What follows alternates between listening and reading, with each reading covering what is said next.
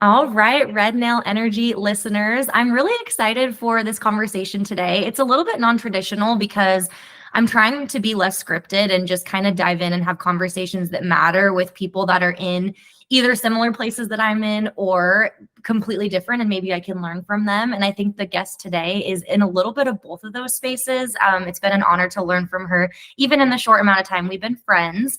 So I'd love to introduce my guest today, Chef Deb. With over 2 decades of experience in the kitchen, Chef Deb has mastered the art of blending flavors from various cultures with a special focus on Nigerian cuisine and soul food. Her culinary journey began at the tender age of 6 under the loving guidance of her late grandmother. Chef Deb's love for food goes beyond the kitchen. Her greatest pleasure comes from seeing the smiles of those she serves. Welcome, Deb. Thank you for having me. Yeah, of course. So we met at the Craft and Commerce Creator Conference just a couple weeks back, and I remember feeling so drawn to you and your energy when you approached me and we were chatting. And then even when you walked away, I like followed you and was like, wait, I'm not done. I want to keep talking with you, which I felt a lot of that at the conference. And I felt so just fortunate to be able to connect with creators and people that are, again, in so many different areas of their craft or of their business. And I'd love to hear a little bit more about your business and then, some goals that you have after experiencing all of the knowledge we soaked up at the conference. Oh my gosh, that conference was so good, but sometimes it can be a little overwhelming seeing how like all these people are just like here, and it's like, well, I'm like here. How do I get to where you are? But I think it's just all a part of the journey and figuring out like what you want to do and what's best for you. For me, I didn't. I always knew I loved to cook, and I always loved to cook for people. I love to do like Thanksgiving. I love to host. Anytime I would host a party, I'm like, do not bring any food. Just bring like a bottle or something to keep it going. So then I feel like my journey is just very interesting. Like I worked in restaurants. I moved to LA, but I was like, okay, I had a job at Bath and Body Works. And I transferred out here as a manager, and I was just like, okay, I need to be able to make money to pay bills. Like, I don't know, I've had so many like working journeys. Like I worked in corporate banking. I worked as a maid before. I just feel like I'm like, what? Done it all. Like it's just you can't be scared to pivot. You have to be able to be like, I want to do whatever. And my degrees are in health service administration, bachelor's and master's. Yeah. Have I used it? I love that. I love giving yourself permission to follow the calling that is within you and not be confined by the constructs of a degree but I did these things, and all of the stuff that you did that led to the degrees that maybe it feels in ways like you aren't utilizing because the job scope doesn't say you need that degree. You're using so much of the skills that you learned and so many of the things that were so necessary to get you there. And to me, it feels like wasted time because I felt the same way. Like I have a master's degree, and isn't it a waste if I'm not using it? And it's like, no, it's a waste to force yourself to do something that doesn't feel aligned with where you are. Also, though, before we keep going, what was your Bath and Body Works signature scent? Did you have a scent that you were obsessed with? Oh, what was my favorite? So it was always one that they never kept around. What is it? White tea and ginger. Okay, that one was it's so fresh. It's so light. I love that one. And then they had an aromatherapy one that smelled similar, and then they discontinued that. I'm just like, listen. Yeah, I felt the exact same thing. I found ones that I loved, or when I used to do the little plugins, and I'd find a scent I loved so much for my house, and then I'd go to buy it again, and they were like, "Sorry about it. You can do the path or whatever." What was your signature scent? I feel I might be confusing some of the ones with the Victoria's Secret ones. Was Love Spell a Bath and Body Works one? No, that's Victoria's Secret, but little known fact, they're the same company. They're under the same umbrella of limited brands. I don't know. Okay, that makes sense. So I definitely had a few. Sweet Pea, maybe. That was one. Oh, Sweet Pea is good. That was one that was just like a high school nostalgic scent. It doesn't even really smell good, but it smelled like how you're supposed to smell, I guess.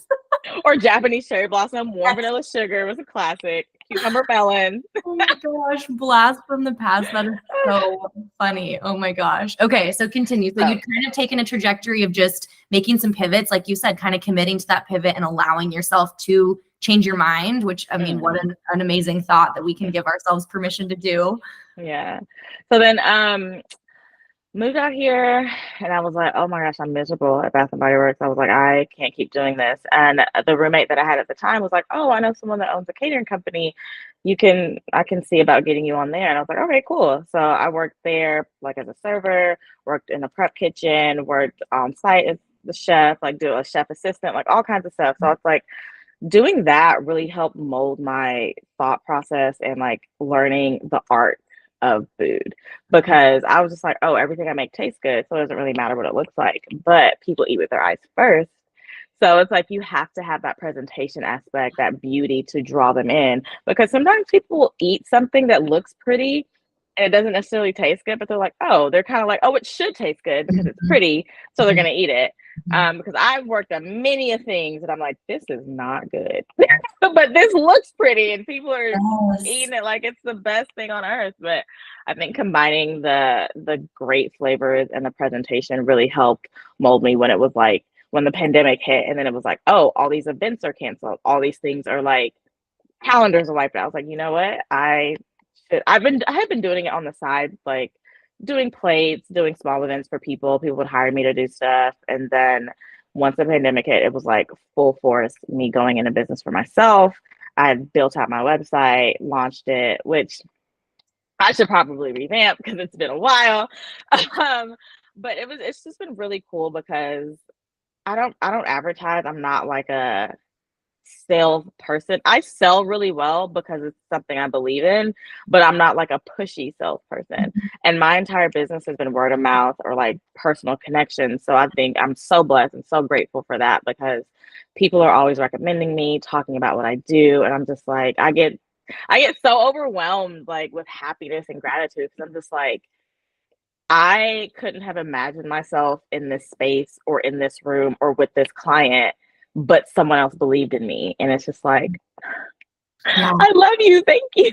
Yes, it's so, so huge how the power of the people in our direct orbit really can build us up or tear us down. And I think Mhm. that for me, especially in the very recent past, I have been surrounded by so many dynamic, incredible people that are just rooting for me and believing in me. And anytime a little bit of doubt creeps in, I swear the universe is like, all right, send this friend her way to tell her, just even a small thing that kind of keeps me going. And I think that that is almost one of the tickets. Like you have to be able to believe in yourself, but it's just as equally important to really audit your environment and who you're surrounding yourself with and ask yourself, get honest with yourself. Are they people that are propelling me forward and holding me accountable and believing in me? Or are they people that are maybe like secretly wanting me to fail? Misery loves company. Mm. They maybe don't want to see me leave the nest of safety and comfort. And so I think that's been something for me recently I've been very thankful for as well. And also kind of auditing, how do I feel after I'm with some of these people? And does it feel like I'm shrinking or does it feel like I'm expanding? Yeah, that's super important. And I tell my friends that just like take note of how you feel energetically after you spend a certain amount of time with someone. Because a lot of times a lot of people are givers and we love to give, and takers don't know how to do anything but take. And then if you find yourself being like, okay, that was exhausting, or like, oh, that was good, you're like, I need to, and sometimes you just need to recharge just for you. And you have to also be aware of like what that feels like. But sometimes there's people that are energetically draining, and it's like, I can't be around you all the time. Like I would have to limit my interactions with you because I don't want to feel like I'm always defending what I'm doing or like I don't want to have conflict every time we meet. And it's just like, you know what? I don't have any beef with you, but it's just like I can love you from a distance. Yes. Protect my peace. And again, that can be setting very loving boundaries that, as you said, doesn't mean I have to, completely cut you out of my life. We don't have to have beef, but I do have to take account and inventory of how I'm feeling after these interactions and get honest with myself on if that's a way that I want to keep feeling or not. And again, it's very confronting because it can be people that have been in our lives for years and years and years, and we've just sort of accepted it. But I think small boundaries can go a long way. And, you know, the only people that have issues with us setting those boundaries are the ones that benefited from us not having them in the first place. And Absolutely. not easy, but it's really important, especially when you're trying to ascend in any way. If you're okay just like shrinking down and staying exactly where you are and not making any change, then it might not matter as much who you're surrounding yourself with. But if there's any change you're trying to make, every tiny little cell of weight holding you back is going to matter as you're trying to move forward. Mhm. I do have a question for you. So knowing that you started loving cooking at such a young age, was it ever even a thought in your mind that that could be a career path? Or was it like that didn't even seem possible or feasible and it wasn't really even on your radar, even though it was such a talent that you possessed? Honestly, it was not on my radar. Like, I just remember, I remember going to Maryland, well, living in Maryland, because we would travel back and forth when we lived in Arkansas too. But I remember living in Maryland and doing the Thanksgiving for the first time. And I was just like, I remember the first time my grandma taught me how to make mac and cheese from scratch. Like, we literally had the block of cheese, we were hand grating it, like, to use the flour to make and I was just like, so encapsulated with like learning these things hands on. I was just like, this is so cool. Like, this is so fun. But a disclaimer, when I was 6, I hated it. Like, it took some time for me to be like, oh, okay, I actually like what I'm doing here, because I'm like, this is work. My brothers get to sleep in. I'm taking breakfast orders. What is this nonsense? But yeah, so I'm not gonna say I just loved it from the beginning. No, I didn't. I hated it. And then I was just like, oh, this is cool. Like, I actually enjoy this. I'm creating something. And then from then it was just like, I love to play in the kitchen. Like, I remember, like, I would always make up these sauces with like what we had in the kitchen for wings. Like, I was always making some kind of special wing. I remember one time I did like a peanut butter honey spicy thing, and I was just like, this is I created this. Yeah. yeah. So I never thought that it would be like a career. Like, I would do stuff on, like, even when I was in restaurants, I wasn't like, oh, I'm gonna do my own thing. It was just like, oh, it's a job, it's work. You know, I need to make money. And then just launching, like, doing the stuff on the side was fun and it was cool. I was like, this is cool, this is rewarding. And then a big part of that, like, doing things on the side while you're doing other stuff, is finding your customer. And I think that's so important, because in the beginning, I would ask for a lot of feedback just because I'm like, I'm new to this. It's just me doing this. I just want to get a lot of information. And I think when I started, I was doing custom plates for $15. That was just like whatever you want, I'll make you a meal. It's a plate, it's $15. You get what you get. And some people were like, that's too high. You should add bread to it. I'm like, you're making the order. It's a custom. Like, if you wanted a piece of bread to go with it, you could be like, oh yeah, I want some toast or garlic. You know what I mean? So it was just like, can you go down to like $10? And it was just like, okay, I can't keep listening to every single thing that people are telling me. Take the pieces that are for me and for what I'm trying to do, because now my plates are $30. Like, and it's whatever you want, but that's the price. $30 is the price, because the quality of what I'm providing, you can also not use me.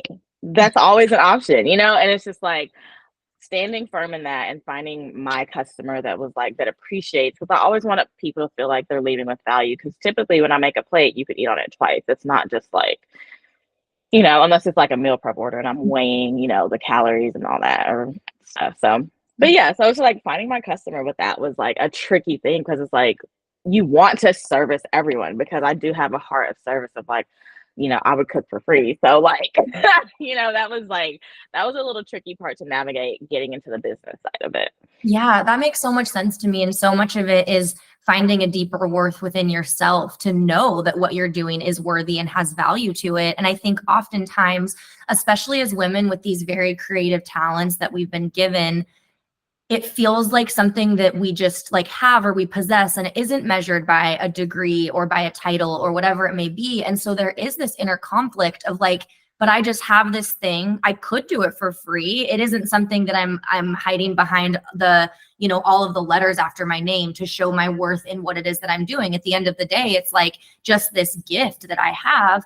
And so there's always going to be people that are going to try to cut corners or ask you to do it for less or ask you to do it for free. And it can be difficult because when it's something that you love and you're passionate about, you do want to sometimes do it just to do it. And then finding that middle line where when you are doing it as a source of income, you have to get very firm with those boundaries and with your costs and your price. And even in the moments where you might have that little bit of imposter syndrome when someone's like, oh, really? It's $30 a plate. Well, could you do it for this? And even if in you, there's that tiny whispering voice that's like, just say yes, you might lose the deal. You might lose the sale. Standing firm in that and saying, oh no, this is the price. You might lose one customer, but if you have 10 customers willing to pay $100, that's worth 1,000 customers that are only willing to pay $1. And so when you figure that out and you know that sometimes a smaller audience is better and it's more beneficial to everyone involved, and you're not so worried about appealing to the masses. Like if you're for everyone, you're for no one. I think you have to know, like you said, your audience, your customer base, and get really clear on that, because I think that is something when you first start out, it's like, how can I appeal to the most people? And that is something that will turn into burnout really quick. Yeah, for sure. Yeah, absolutely. So I guess like I guess back to the COVID time when you decided to launch and kind of go out on your own, what were some of the things that surprised you? How did you even start? Where did you go to build said website? I mean, there's so many things I think when people are wanting to dive into something new, it's like, I don't even know what I'm doing or how to do this. So I bought my domain like long before I decided to actually build the website. And I was like, okay, it's time to get serious. So my grandma passed in 2019, and that was like Yeah. because she's the one that taught me and shaped everything. That's okay. I'd love to hear more. Honestly, I'd love for you actually to talk about her a little bit. I mean, it sounds like such an incredible presence in your life. Yeah, she's really great. Yeah. Sorry. No, that's okay. But yeah, so after that, I was just like, I really need to focus on my relationships with people. So I called my mom and I was like, we need to go on vacation. That was the first year the first year in a long time that we did something together. So we went to Cancun for like, I think like 7 to 10 days, but it was like a long vacation. So I was like, that started, me just like doing things, just like really cultivating like the love with people, because I'm the only one here in California. We're all spread out. So from there, we were planning our vacation in March for 2020. We booked it. We booked Aruba, and then the world shut down. My calendar, like I had a full calendar for like I just got back from Chicago working an event, and then I had March booked, I had April booked, everything canceled. Everything canceled. So then I was like depressed for a little bit and sad, and I was just like, I don't want to do anything. I was like, I hate everything. Everyone's asking, like, are you guys okay? No, I'm not okay. Rent is high. We're not working. Everything's ghetto. Please leave me alone if you're not sending me money. Like, why are you asking me questions? Like, money would solve everything. So then one of my friends that I worked with, she was like, oh, I have an agency on this app called Bigo Live. Like you can stream. She's like, you can make money on there. There's just certain requirements, blah, blah, blah. I was just like, okay, cool. So I started doing that. And then, so I started cooking on there, and built like a little bit of an audience on there. And that was cool. Like, I was like, oh, this is fun. And then it started not to be fun because, I feel like I'm a relatively private person, and I just felt like I don't really like I hate to say I don't like drama because life is dramatic, but I don't like unnecessary drama. I was just like, okay, none of y'all really know me or can pull up on me. Like, what is this? What is the conflict? Like, this is silly. We're all inside. And I think everything was just like, just really volatile. And I don't know. I was just like, yeah, I don't really like where this is going. I don't like how I'm feeling doing this. So then I was like, I'm actually about to go to Arkansas for 2 weeks. And I was like, I don't want to have to stream because you had to stream a certain amount of hours per month. And I was like, I think, this is going to be my last month here. So I made an announcement. Like, I was like, I'm going to be leaving, guys. Like, I'm, so sorry, like, blah, blah, blah. So I made that announcement. I got off. I went to Arkansas for 2 weeks, spent some time with my family, came back to LA, went to Cabo for a week. And so while I was in Arkansas, I got a call from a friend and they're like, hey, you're doing like private chefing stuff. I was like, yeah. They're like, well, I'm going to connect you with someone. They're coming to LA. They're going to be staying in a house. They want to do, I was like, oh, okay. So I was in Arkansas. I was like figuring out pricing, doing all the things. I was like, okay, this is cool. I was ordering all this stuff for like this way. I was like, oh my God, I'm so excited. This is so fun. So I did that with like a 3-day weekend thing. So it was 3 days in a row. And I was just like, oh my gosh, I'm getting like for real. I was like, okay, cool. Awesome. I had like my chef codes. I had ordered all this stuff. And then from there was someone there. They were like, oh my gosh, this cornbread was so good. Can I get an order of cornbread? I was just like, okay, I guess. I'm like, how much do I charge for cornbread? I don't know. So I went and bought like little containers to like cut it and put the pieces in. I was just like, all right. So then he's like, oh, can I book you for my anniversary dinner? I was like, okay. And then someone was like, oh, I'm doing a Taco Tuesday. Can you do that? I'm like, okay. So then it was like really like a snowball effect of like overwhelming things happening because I'm just like, what do I charge? Like, I don't know. Like, I'm like, oh, what's your budget? Like, I don't, what do you need? Like, what do you want to do? So it was that. And then like from there, I did a tasting for someone. And the person I did the tasting for recommended me to this bigger person. And then I was with them for a while. And it was just like, I was just like, wow, like I'm like, this is so crazy, but this is so amazing. Like, I'm so excited. Like, I'm really like doing this for real. And like in the past, I would do people's meal prep. I would do like, hey, I need some platters of food. They would book me for that, and just small things like one-off stuff. But it was never like, this is what I do. Like, this is all that I'm doing. And then with my website, I had bought the domain through GoDaddy, so I was just like, let me just use one of their templates. And I was getting so frustrated building out my website because I had all these like grand ideas of like how I wanted it to look, but I'm not like a coder or like that. So I was like kind of beholden to the template, and it wasn't like super customizable. So I was just kind of stuck in what they had. I was just kind of like, I was like, you know what? I'm just gonna launch it. I launched it on my 5-year LAversary, which was in 2020, June 30th. And I was like, all right, well, I have a website now. So I reached out to some people that I had cooked for, asked them for some reviews, and so I could add it to the site. And I was just like, all right, here it is, which is great for like the booking feature. And I do have like some travel utensils that I sell on there, and like people can order like treats and stuff. So I'm like, it's cool for that, but I really get more traffic from word of mouth or people reaching out to me directly, like via email and stuff. But yeah, I was just like, everything has been just like, I mean, there's ups and downs, and it gets rocky. Like, I've been doing it for like 4 years now, and it's like, it's really cool to see just like the different clients I get to meet, the different people I get to encounter. And sometimes I don't even know who or how they got referred to me. And I'm just like, that part, like the first time I had a client that was like, oh, they reached out, I want to say via Instagram. And I was like, oh, who recommended me? And they said someone. I was like, I don't know who that is. And I Wow. was just like, wow. Like, and like, I guess like, actually like putting, food content out on Instagram and people seeing it, and then, people are like, oh, this looks good, whatever. So who Wow. knows how it goes about, but it's just like, so just like, wow. Like, I don't even have like the words to say. It's just like, it's just so cool.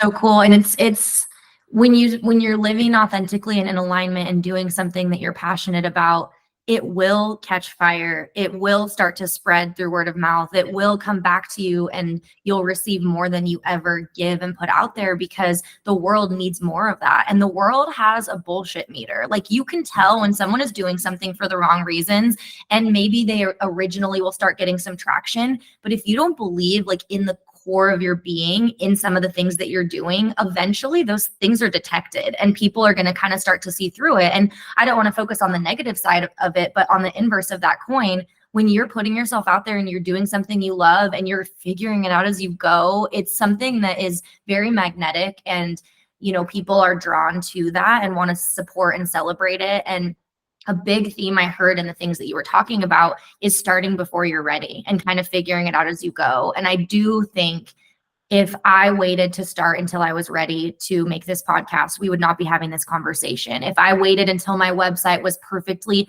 padded, or whatever the terms are that the developers use to make sure that when I change the sizing of it, it doesn't like layer all over itself and whatever. And right now it still does that. It's a little bit of a disaster. And so I think at the end of the day, it's like, for me, this has been a huge act of showing up imperfectly and letting myself say, like, I still have things to offer the world, even if my website is busted. I still have things to offer the world, even if, right now, like, my scheduling link is wonky, or I have to send another thing because I can't record from this email address because I'm learning how to use G Suite. Like, there's all these things that there's no way I could know how to do.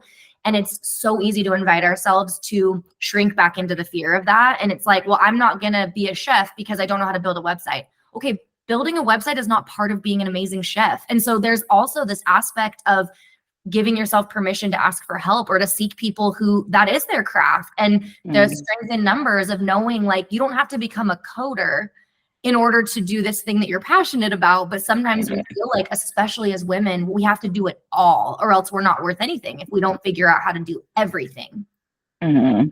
Oh, I will say with that, I did outsource. I hired someone to design my logo for me. So I used Fiverr, and I found someone, and they made a great logo. And I'm sure they probably have the website part too, but I was like, I can do this myself. Yes. Yeah. And it does sometimes feel empowering to try. And then it also feels empowering to be like, I don't know how to do this, and I'm just not going to keep trying because, I've learned to ask for help so much. And it's amazing too, when you are leading with authenticity in something that you believe in, how many people also want to step in and support and be part of it, often without their own financial gain in mind. Like, the amount of people that are, reaching out or wanting to celebrate or support me or reshare or do something maybe that doesn't cost them any money, or some people that it does, like, let me offer you my time, or I'm happy to look at this for you.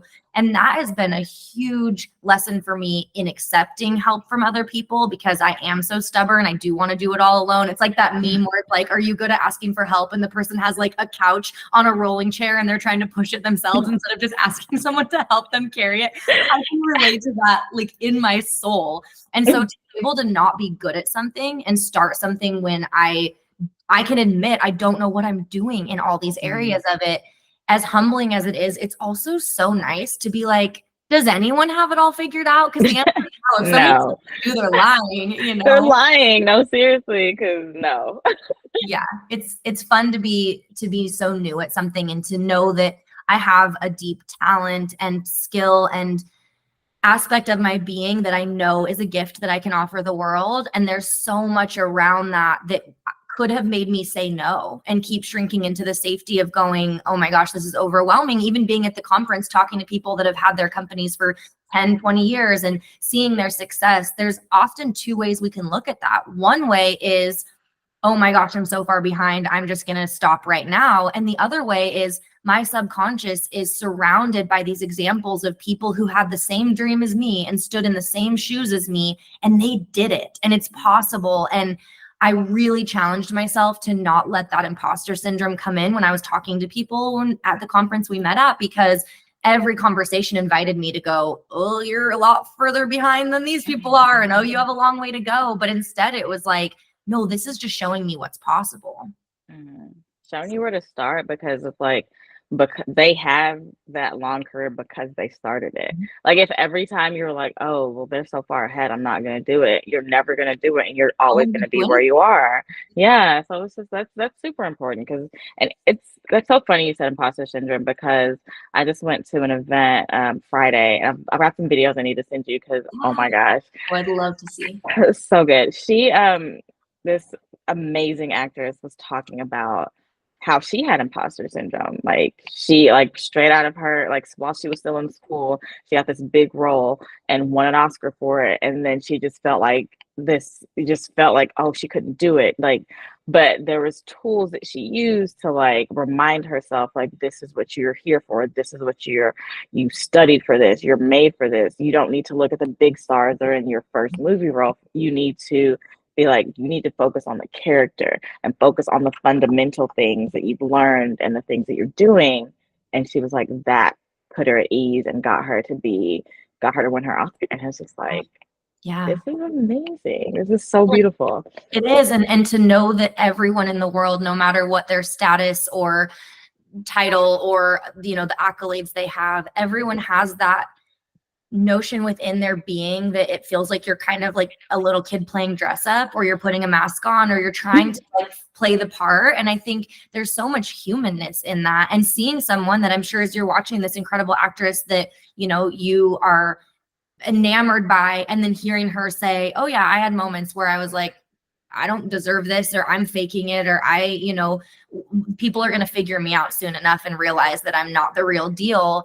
And I just think that there's so much of that that isn't really spoken about, and everyone has that in them. And then there's also such a freeing ability to kind of change the channel on that when it happens. And as you said, if everyone was scared to start, no one would have done anything ever. And so the people that make it really far are the ones that are almost kind of like just crazy enough to think they can. And there needs to be more of that, of just like, oh yeah, I can absolutely. do anything. Yeah.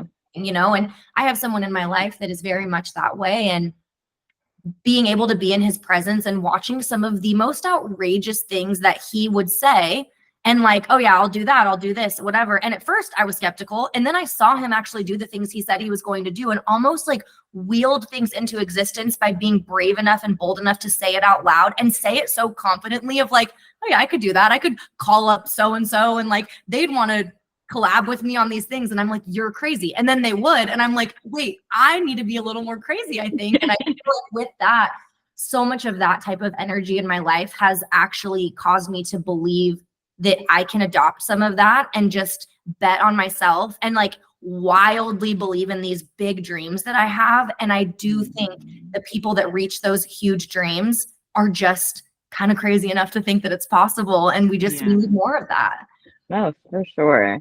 Because like if you like you can be in the same situation as someone else, and if you have a more positive and like sunny disposition, you're gonna see the beauty in what that is. But if you're always like finding the negative things, like oh well this could go wrong or this could happen or like oh that you're always gonna have that with you. And I try like I do. It's so funny because I had a bunch of customer service phone calls to make yesterday, dealing with like my internet, my phone, all kinds of stuff. And I'm just I do this with my friends, and clearly I do with everyone. But like they said, "Oh, I'm so stupid." I was like, "You're not stupid. Like that was just a mistake. Like you gotta start talk nice to yourself. You can't say mean things to you." I was like, "You spend the most time with yourself, so you have to be good to you. You can't be miserable with yourself. You can't talk to yourself in a bad way and wonder why you always want to be around people." I love being alone. I love my own company. I love to be in the bed. I just love to just do nothing, absolutely nothing. And I'm just like, some people are like, oh, I just got to do stuff. I want to go out. I want to do this. I'm just like, oh, every now and then. But like, I love my own company. And I think that says a lot when people are like, always have to be doing something or always have to be busy, always have to be like on to the next thing.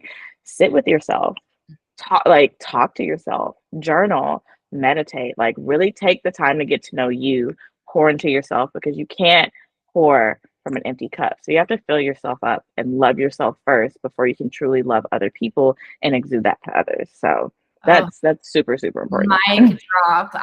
Oh my gosh. I can't wait to continue this conversation. We're going to take a really quick break from our sponsors, and then we will be right back with Deb. Okay, so on that same line, I feel like there just aren't enough people in the world that like themselves and want to spend time with themselves and want to be in their own presence, often probably to escape or to avoid some of the things that would happen if you were alone, the thoughts you might have, the realizations, the things that you have to face. Have you always enjoyed being alone, or what are some suggestions you could give to people that are listening that maybe find themselves in that constant state of distract and surround myself with other people and be busy and fill up the calendar? You know, how did you learn to love your aloneness? This has been let's call it a 10-year journey. I think that's probably how long it took, because I used to be the person that was like, and I still do for people. I'm not gonna say that I just was like, nah, but I was always like doing all these things, talking to people, inviting people, texting everyone, calling, doing all like inviting people to stuff. And then I would get so upset when people were not inviting me to stuff, or like I just felt like, the energy wasn't reciprocated.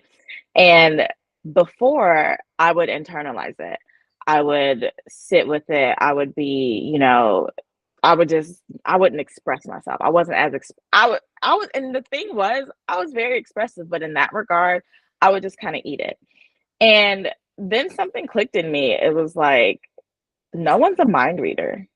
Like literally, like, and people are inherently selfish. Not in a bad way. Not to say that like, oh, everyone is selfish, because 9 times out of 10, people are doing things for them and don't even think about you. It's not like they're maliciously like, Deb would like this.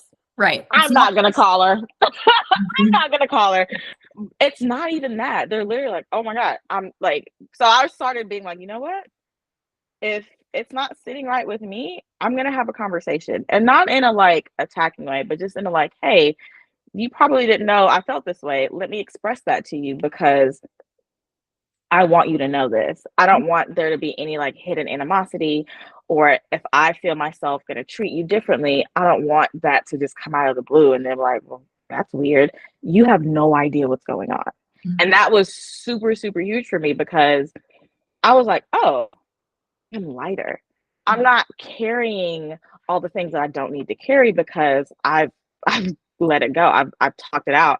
If there's an issue that I have with someone, I've already talked about it. So we've either resolved it or we've cut ties, because the people that truly care about you are going to hear you and they're going to understand. Like I had a friend that I like to talk shit. I'm a shit talker. I joke. I'm pretty blunt. So sometimes it comes off as like, oh, this girl is mean. And one of my friends, I jokingly asked her, because she wasn't like telling me stuff, and my other friend was like, "Hey, did she tell you this?" I was like, "No," and I was like, "Girl, are we beefing?" And she's like, "You tell me." I said, "Oh wait, I was joking. Like, what's going on?" And she told me that, sometimes the way I talk to her makes her feel like I think she's dumb, or and I was like, "Oh my God, like I don't ever want to intentionally make someone feel bad or less about themselves, or feel like, I feel superior or anything in that regard. Like I just feel like I'm such an open, relatively friendly person. I don't ever want to, I'm not a mean girl. So that really was like, oh my God, like I was unaware. I truly apologize. And I was like, I'm not gonna do that to you. Like if I know that I can't joke with you like that, I'm not gonna joke with you like that. I'm not just gonna be like, oh, that's just how I am. You got to deal with it. That's never been me, because I'm just like, no, if there's something that I care about and I actually want to change it, I'm gonna make accommodations for people, because no one should feel bad about the people they hang out with or that they feel close to and stuff. So that was a big part of like really expressing myself, having those conversations, not being scared to stand up for me. And then the flip side was going into taking care of myself before taking care of other people. I was at a point one time when I was like, I'm going to lose my mind. Like, I am literally going to lose my mind. I am focused on everything around me, family, friends, lover, just all these things that I'm doing. And I am so depleted. I'm about to lose it. I was in therapy, and I told my therapist this phrase, and I was like, choose violence, but don't live there. And I say this to people, I'm like, this is my life motto. This is what I believe in. I will stand 10 toes down on choose violence, but don't live there. And I explain it because I'm like, okay, a lot of times as people, we try to keep the peace. We are like biting the bullet on something when we should easily just be going to that person and having that uncomfortable, violent conversation with them to air it out, because people don't know what they don't know. So if you're feeling some way about something, no one, like, as intuitive as you may be, you don't know what's going on in someone's brain. We could be looking at the same exact thing, and you're going to have a different view, and I'm going to have a different view, and there's going to be the unalterated, like, actual what happened. So I was like, you have to choose violence, but like, don't live there. You don't live in that constant state of like, I'm gonna da, da, da, da. It's like, no, I give myself, my rule is 72 hours. If there's something that is bothering me, if I sleep on it and I'm still bothered by it, I'm like, okay, let's sit with this and see what's going on. 48. Sometimes, and then sometimes after one sleep, I'm like, oh, that was stupid. I was tripping. I was so tripping. I was so dumb. After 48, sometimes it's good. And then if I'm still thinking about it on the third day, I'm like, I have to say something. Because if I can feel myself going to alter the way that our interactions normally are, a conversation needs to be had. Because I can't expect you to know exactly how that made me feel without actually having that conversation. And sometimes people are not receptive to that. And that's 100% okay. Like, you can feel how you felt about it, but I'm going to tell you how this made me feel. And if you're dismissive, then I understand now that we aren't the type of friends that I thought we were. Because for me to even come to you, that means I always say this. My friend said this to me the other day, catch me while I care. Because if I reach out to you and there's something, and of course people need their timing. Everything is not just like cut and dry, cookie cutter, but it's just like, if you just let things fester and you're being weird and things don't really progress in a good way, it's just like, you know what? I literally don't care anymore. It's not like I'm not sitting around thinking about like, oh my God, I can't believe it. It's just like, it's not even on my mind at this point. So catch me while I care, because if I care about it, I'm going to want to talk about it. And if I don't care, it never even happened.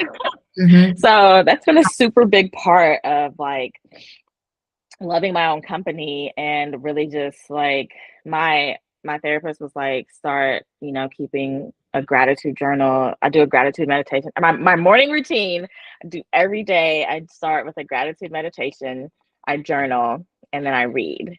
I just read whatever. Sometimes I read the Bible, sometimes I'm reading books, just have something to read just to like open my mind up. And I do like a daily thoughts like log in my phone. Like each day I type in like different things that pop up, because people say things. I'm like, oh, that's good. I like that. Or I'll think something. I'm like, oh, I remember that. I love that. Those routines are so important. And just, I think they, like, the small things we do every day become our lives over time. And back to what you were saying about even the 72-hour rule, what a gift, first of all, to give the person that's in the experience with you to not react right away. Giving yourself 72 hours allows you to actually show up from a calm, grounded state. You're not reactive. You're not in an emotive, like, lashing out manner. And then I think as well, what a gift to give yourself and the relationship to say, I care enough about you to bring this up and to address it and to talk about it.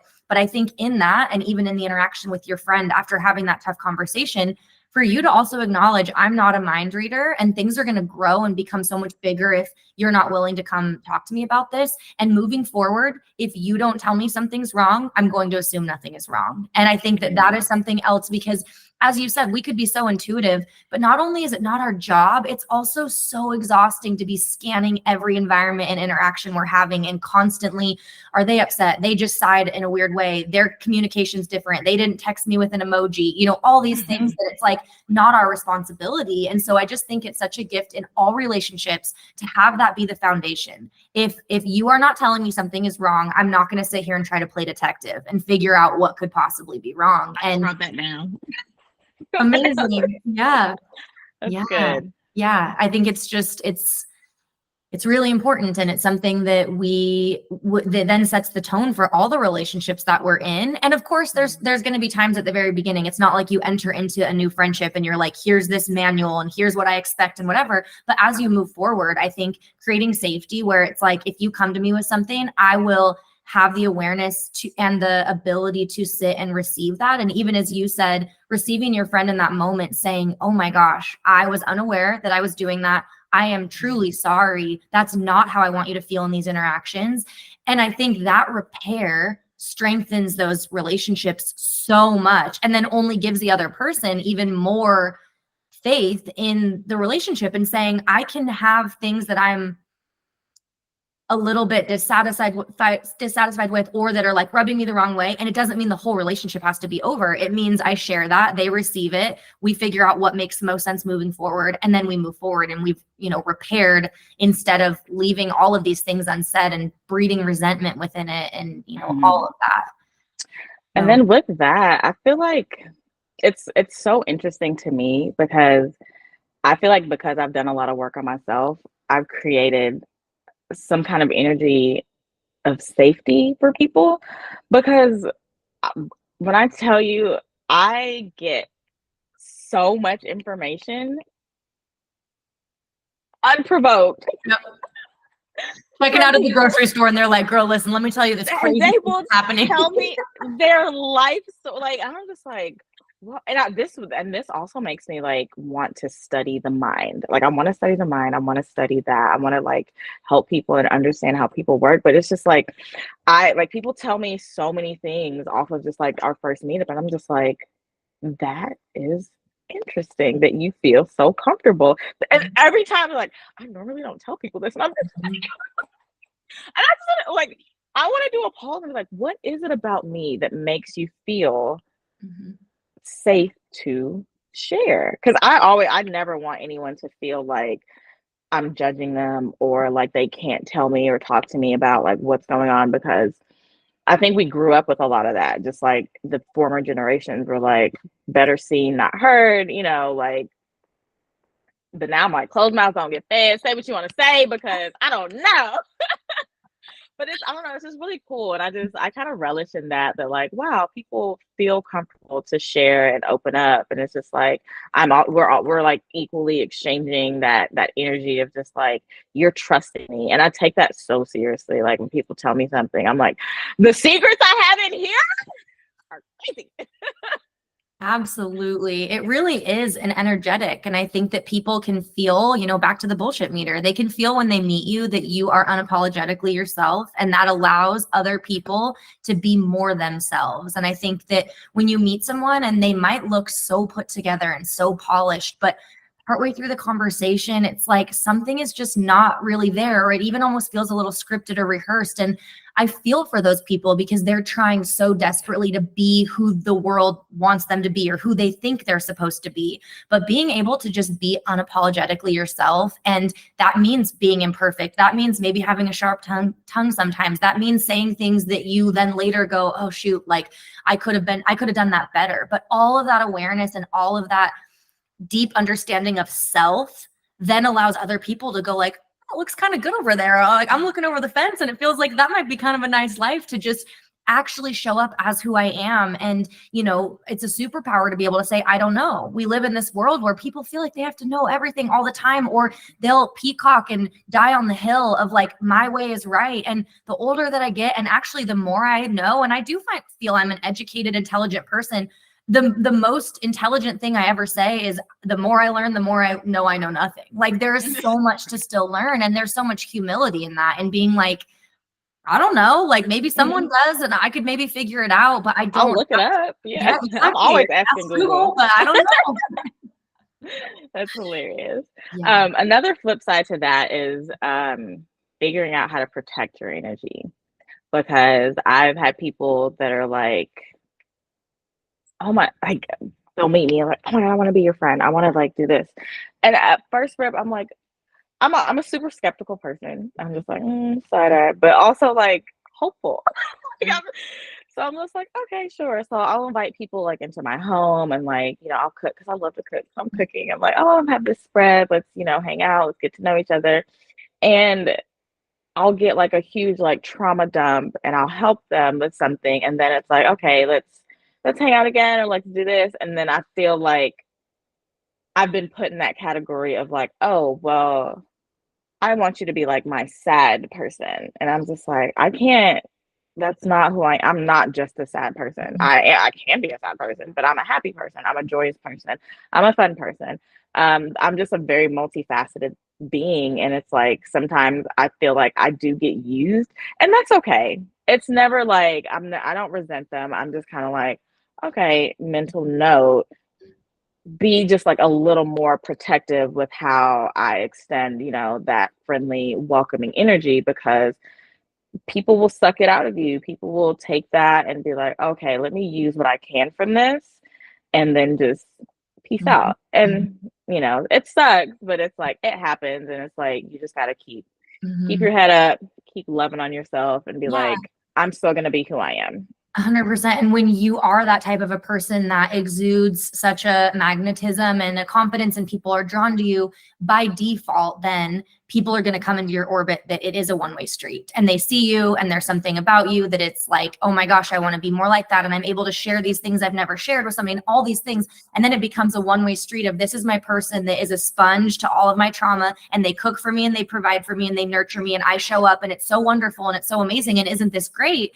And you're over there just like being sucked dry. Like, I don't know, this is not what I maybe signed up for. And I think there's even a deeper self-respect and self-worth in knowing that we're deserving of two-way streets as well. And it might look different for us. Like, I don't feel in ways as though I'm in a space in my life where it's the trauma dumping and the like, I can't handle myself. In fact, I know myself better than I know anyone else in this whole entire world. And that feels like a superpower. There's not much I Mhm. do, even if it's an ugly reaction to something, that I can't pause and sit with myself and go, where did that come from? What was that? Where was that projection? What did I see in that person that maybe caused this response?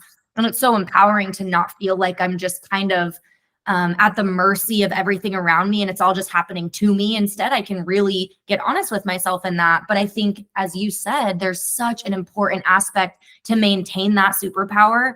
You cannot pour from an empty cup. You have to figure out how to wring the sponge out, so to speak. And there are times, like, metaphorically, when I leave those situations, I will envision that I'm a sponge, and I will shake my body. I'll do what it needs to do to feel like I'm wringing out that energy, because we are able to absorb it maybe even more deeply than a lot of other people can. And then what? You just float Yeah. around as this like overflowing sponge of sadness. Like you said, that's not what Right. anyone wants. And so, yeah, I think it's just an interesting kind of practice to know that it's such a gift for people to be drawn to you.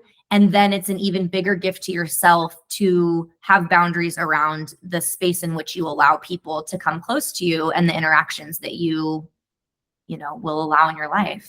Yeah. That's a huge deal. It's one of those things that it's an ongoing journey, because people fake it really well sometimes, and Mhm. they fake it for a very long time until their true colors show up, and then it's just like, oh. And it's disappointing. It's a little disheartening, because it's like, I don't feel like you deserve to know me in that way. And it's like, but that's okay, because I mean, that's part of my story. It's who I am. But And yeah, I wouldn't that's so have. empowering too, to like be so solid in your own foundation, when so much of the world is like, I just want to be seen, I want to be seen, I want to be seen, I don't care who sees me, I want to be seen by anyone. But what a savage and empowered statement to go, you don't deserve to know me like that. And like, who I am and what I am is so powerful and so worthy and beautiful and has so much depth to it that it's not for everyone. And I'm not just going to Mhm. go around the world and let anybody get a piece of what they want because I need to be seen that bad. When you can look in the mirror and see yourself, you no longer Mhm. really need that validation from the outside world. You just reminded me of this. I went to this like immersive play experience, and they had a two-way mirror where were asking you questions, and you were looking at yourself in the mirror, and I I love it. I'm in the mirror every single day. Like I truly have worked on my confidence and built myself up. But I love the way I look. Makeup, no makeup, hair done, not done, dressed up, dressed down, whatever. I love my face. I truly do. And it was very like they did a compilation of the videos and it broke my heart to see people that couldn't look themselves in the mirror. Like they did not like what they saw. They were very uncomfortable with that. And I just was like, this is a I think it's a thing that people don't understand and people don't really talk about, but it's like people don't love themselves. People don't even like themselves. And that's something that you really have to work on because you are literally the most important person in your life and you have to cultivate that relationship just like you cultivate anything. You really have to pour into yourself, work on yourself, find things that you like, things that you enjoy, and just really make sure that you're good before you can, like they say on the airplane, put your mask on before you help anyone else. And ooh, that is so big. It is so big, and it is. It's heartbreaking to know, again, especially like the women in our communities that can't look themselves in the eye and think of one nice thing to say in the mirror or one thing that they love about themselves. And that's something I would really encourage anybody listening to start to practice is just start filling your head with the good things about yourself that you love. And it might be hard at first, and it might be something that feels, like you have to really squint your eyes and really find like this minute thing. Maybe I like my shoulders are fine. It can be something that starts small, because if we don't start small, again, we're never going to be able to grow from there. But then what an incredible gift to then be able to get to this point where I'm like, I love every inch of my body. There is nothing that I'm ashamed of or embarrassed about. And that is not how I've always felt. In fact, in times in my life where I maybe looked, quote, the best because I was eating Tupperware from my purse and counting every single macro and dieting like crazy and really, really harming myself in the gym because it was like a punishment. It wasn't because I loved my body. It was because I hated myself. And I thought if I just looked a little bit different or if I appeared the way that I'm being told is beautiful, then I'll finally get there. And it's like, newsflash, you're already there. There's no getting there. You have to be able to really love who you are right now. And it's amazing to have things that you're working on and blind spots that you're trying to address and all of these things. But if you can't say I'm worthy of love right now, that's where you have to start. And that's the thing that has to be built first. And then it's like, I can laugh at my blind spots and I can truly be so self-aware that like, if somebody says something to me, I'm like, you're right. I was a huge bitch. That was not fair. My bad. I'm not like hiding behind the guise of like, I just, somebody's going to find me out. Instead, I'm like, oh no, I am perfectly imperfect and beautiful and flawed and worthy of love and all of these things. And I make mistakes and I also make magic and miracles and beautiful things. It's like very multifaceted, but it's something that is so, so heartbreaking to know how confronting and difficult it is for people to think of one thing they love about themselves, physical or not, when we do kind of live in a world that pins everyone against each other. And, if somebody compliments you, the first thing you're supposed to do is deflect the compliment. And again, what a gift to say, like, thank you so much. You. Yeah.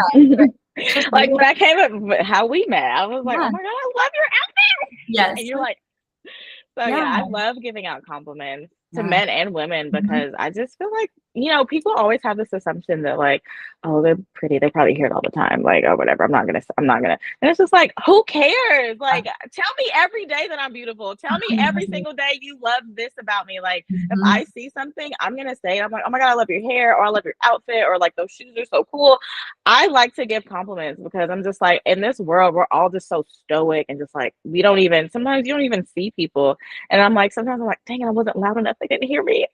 But then I'm like, I don't want to chase them down and give them a compliment. That's a little sketchy. That's so good. Never let a positive thought go unsaid. I mean, it raises your own vibration to let that go and speak it into the universe. And then you never know how much you could make someone's day different or change the trajectory in whatever it is they're experiencing, or give them a pause to just feel that positive vibration raised for them. And I mean, it changes people's lives, being willing to compliment somebody or share something that you find beautiful in the world that's outside of yourself. And I even think that's a way when you're struggling with your own self-confidence.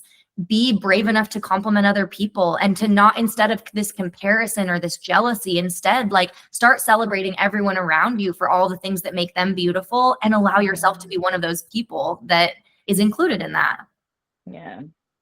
Yeah. And to your point too, I mean, with loving your aloneness and making sure that you do love yourself, we are going to spend the most time with ourselves than anyone else in this whole entire world. We wake up with ourselves, we go to sleep with ourselves. We often put all of this importance on this other human being that maybe we're trying to find, if it's in a romantic situation, or I don't want to wake up alone, I don't want to go to sleep alone. And to me, it's like, but you're not, you're with yourself. And if you can find peace and solace in that, anything else in the world only adds value to it, but you're not trying to fill this void of aloneness, which is impossible to fill, honestly. Yeah. Yeah. That's beautiful, because yourself is, you're the most important person in your life. And as much as you don't want to say it, it's just like, no, I am. Like, I'm with me constantly. Like, I drive in silence sometimes because I'm just like, the voices in my head are keeping me company. Man, do people, is this me? I'm like, I have all these thoughts and just like crazy. Like, I'm just the first time I ever took like a yoga class, not just like doing it on TV, that was the first time my mind was ever quiet, because she was like really like focus on your breath, and I was so present, and I was like, this is crazy. I'm like, my mind goes 90 to nothing all the time. Most of the time it's about food, but I'm just like, I'm always thinking like 90 to nothing. I was just like, this is peaceful. I like, if you focus on your breath, like even in a time of like distress and turmoil, like I took a breathwork class. Like, your breath is tied to a lot of emotions and feelings. Like, if you're breathing short and quick, you're gonna get anxious. You might start crying. You're gonna feel all those heightened things. But if you just like breathe in slow, breathe out slow, you're gonna calm yourself and really just like ease. Like breathing, I think breathing exercises really would help like anxiety and like depressive. Like, just breathe. Focus on your breath. And it's a tool that we always have with us that we're utilizing because it's keeping us alive, but we're often utilizing it inefficiently. And just letting that be one thing that we start to focus on, or, there's days that are really chaotic, and I'll even ask myself, like, have I thought about my breath at all today? Because we don't often have to, it's automatic, but it's so intentional to pause at times and think about our breath and get it back into a rhythm that is more conducive to our calmness and to being able to make sound decisions. And as you said, when you're breathing in this tiny staccato at the top of it, and it's this short, heightened breath, you're not able to make rational decisions. You're not able to really be in your body. You've got that fight or flight response going all day long. And your body doesn't know if you're being chased by a bear or if somebody just annoyed you a little bit in a Slack message or in an email. It really doesn't know the difference. Right. And yourself in that state all day long, it's like, breeds so much inflammation and disease and all of these things that also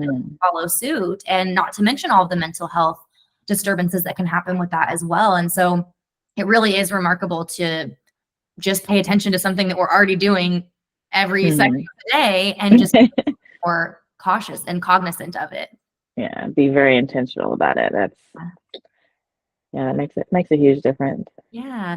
Is there anyone in your life that you spoke of your grandmother, and then anyone else as well that has kind of paved the way or made you inspired in ways, or anyone that comes to mind that has kind of impacted your life in a way that, allowed you to take risks or believe in yourself?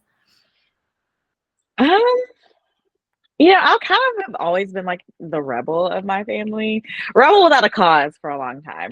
But I was always just like, I'm the only one with tattoos, piercings. I was like, I don't even want to go to school. I don't want to go to college. I just want to move to California and just live life.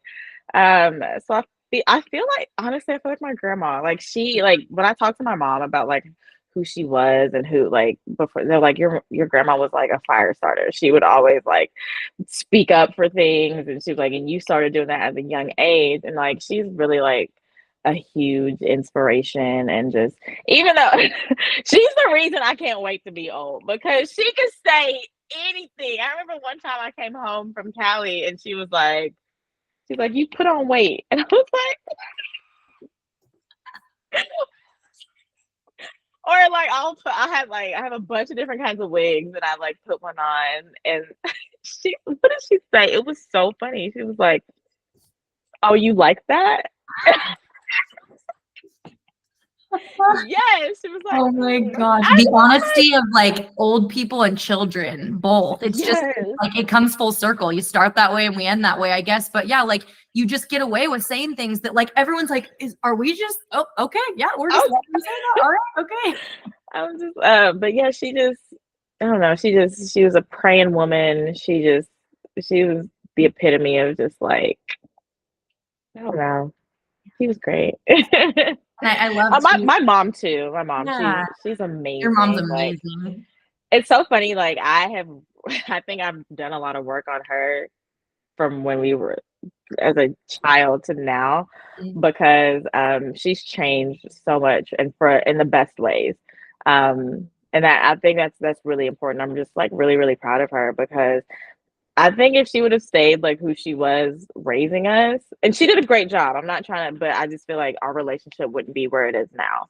And I'm just really happy that like she's more open-minded, more willing to have conversations, uncomfortable conversations, and just to move and navigate through things. And she's so support. When I tell you the support my mom gives me is nuts. Like if I don't like somebody, she hates them. And I'm just like, don't do nothing. Because I'm telling my mom, like, why would you do that? That is so my mom as well, where like I have to be careful with what I tell her. Cause I mean, even in high school, some chick would cross me and my mom still brings up how much we hate so and so or whatever. And it's so funny because it's this like ferocity in which they're loyal to you. And so now I have to be like a little bit careful where there are moments I'm like, all right, well, where are we at with this? Because we either end this forever or if I tell my mom, it's done.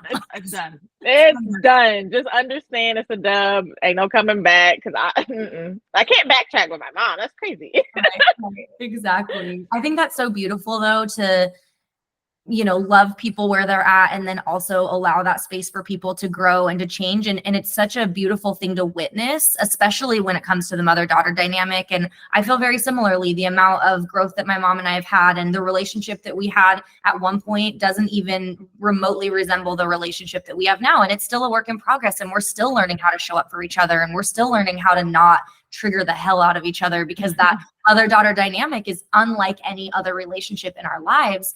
But I think it's so beautiful to be able to acknowledge your mom's growth and know that we're always doing the best we can with what we have. But it's so amazing to witness people choose to learn more and to grow and to allow themselves to kind of take new shape. And that can be really scary and confronting. But there's also a side of it for me when I witness it within a parent-child dynamic where we kind of get to this point in adulthood where we realize our parents are just people and like they don't really know everything either. And, they seemed like this thing on a pedestal when we were growing up of like, well, they're the adults. And there's moments I think about how old I am now and then how old my mom was and I was already born and I'm like, and sometimes I can't match my socks. I'm like, what?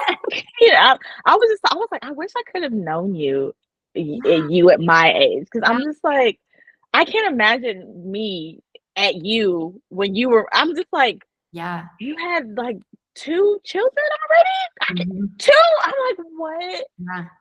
What? No, like you're taking care of them and you.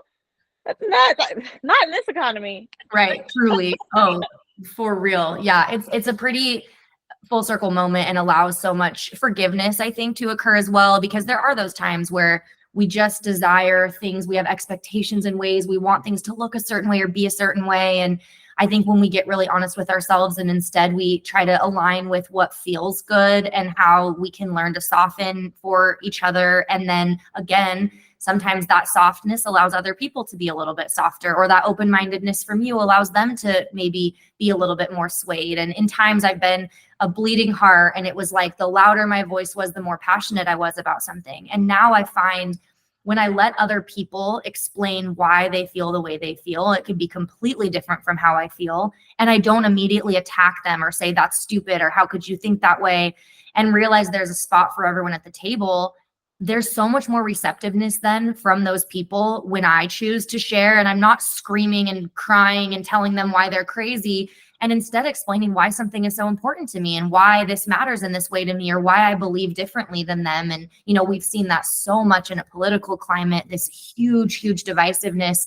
And I really believe that everyone is a lot closer than they could ever imagine. And even with stark, stark differences, those basic needs we're trying to get met are actually the same. And we just are going about it in completely different ways. And as infuriating as it is, because there are very, very different political views from me, and I can't understand it. I can't comprehend, why somebody would believe this or believe that, but I can see the humanness and recognize like they're still worthy of love. They were still once a terrified little child screaming in their crib, hoping someone picked them up. And that for me is something where it's like, as long as I can remember that and carry that with me, it allows us to be, have a binding thread, no matter what our differences are, or if we view things, in a completely different way. Yeah, it makes you a little bit softer and more empathetic to like other situations. Yeah, absolutely. Well, I would love to hear what Deb's version of red nail energy is. What are the things in your life that just make you feel empowered and confident? I love what you said earlier about loving your face with or without makeup, feeling beautiful and in your skin in all of its forms. So what are there anything that stands out that just kind of gives you that little extra edge when you need it? Like when your nails are done, that's a whole different Take over the world. like so when I did my nails, I went to New York and I had them like super long. Like I had them the longest I've ever had in my life. And I was like, let's get you clocking. When my nails are done, when my lashes are done, it's like it's just like here I am. I'm here. Mm-hmm. The world is mine. The world is my oyster. So, and a lip.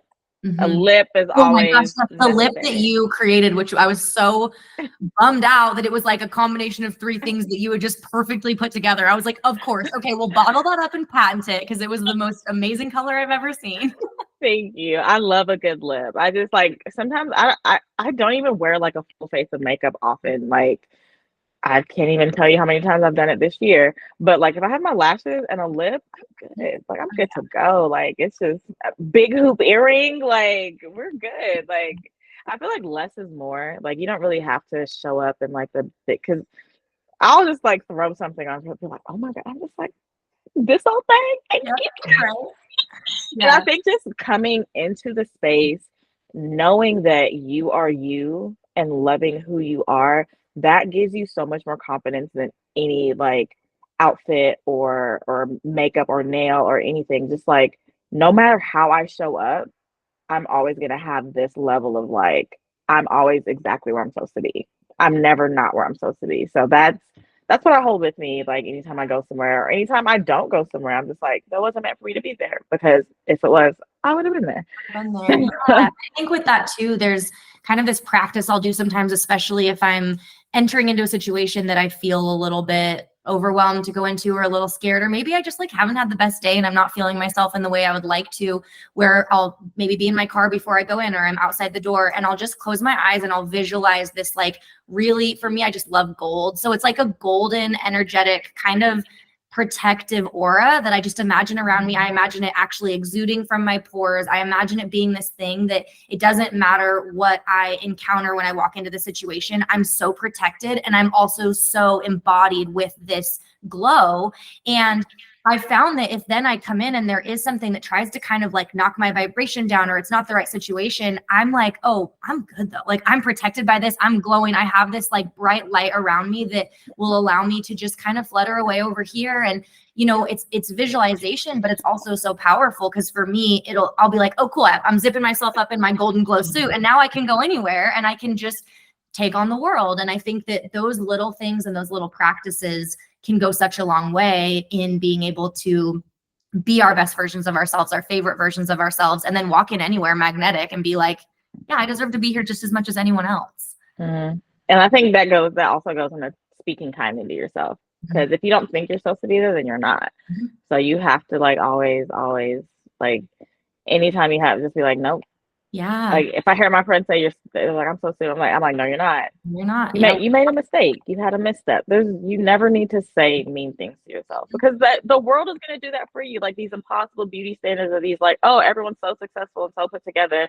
Everything looks so perfect. So you have to be the nicest to you, because yeah, Yeah. of And course. what would it feel like to just change that narrative and let it be a kind voice? Talk to yourself like you would a friend. Let those their voices in our heads that are not reality anyway. I mean, we all have tons of inner voices. Some of them are critics, some of them are fans. So how can we choose to kind of feed that one and allow that to be the voice that shows up? And even if that's one small practice that we leave this conversation with today, just start monitoring and being aware of those thoughts and what are they saying and what are they telling you. And if every time you look in the mirror, you've practiced a thought of, oh my gosh, I look terrible today. Well, now you're not even actually letting yourself register your reflection. You've just created a habit in saying this immediately when you do these things.